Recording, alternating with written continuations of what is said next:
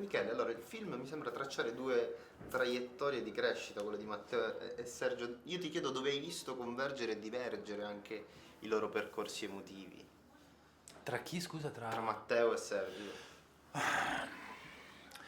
Ma sai, convergono sicuramente mm, nello scetticismo, anche, anche immotivato se vogliamo da parte di Matteo, perché poi alla fine, sai, lo scetticismo da parte del professor Rossetti è anche giustificato perché insomma trova completamente incomprensibile questa capacità di sottrarsi al peso della vita, alla sofferenza, al dolore, mentre da parte di Matteo c'è questa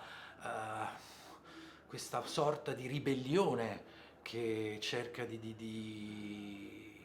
mettere in atto in maniera inefficace, sicuramente, e quindi convergono sicuramente in questo incrocio, no?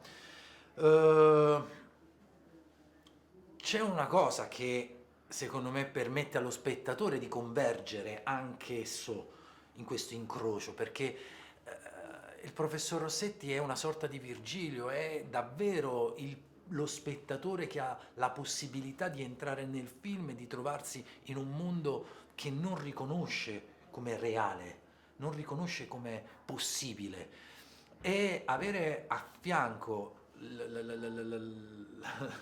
il personaggio, l'individuo che contiene, che produce la magia, che non vuole produrla, che vuole sottrarsi, e beh, è un bel incrocio questo, no? Poi tutto si capovolge, perché la capacità del film sta anche nel saper capovolgere i ruoli e confondere lo spettatore, però questo è un horror dove lo spettatore può prendere parte e posto a fianco al protagonista. Non è il classico horror dove c'è il personaggio che vede la porta aprirsi, cigolare e decide di entrare dove lo spettatore non lo farebbe mai. No, questo è un film dove il protagonista fa le stesse cose che farebbe lo spettatore. E poi ti chiedo una cosa che ho chiesto anche a Paolo e Romana, perché è interessante questa ambiguità del titolo, no? La Valle dei Sorrisi, perché nasconde in un certo senso un mondo in cui sorridere ormai è quasi un obbligo, no?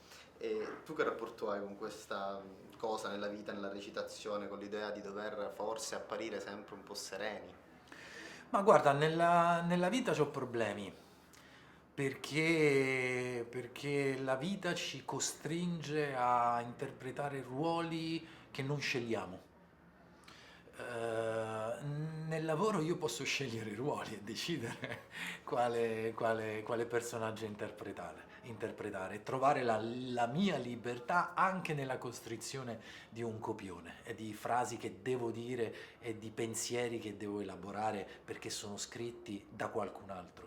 Nella vita purtroppo siamo costretti, il social è un luogo che ci costringe a essere felici, sorridenti, performanti, instagrammabili, tutto ciò che non siamo e non siamo costretti a essere nella vita reale.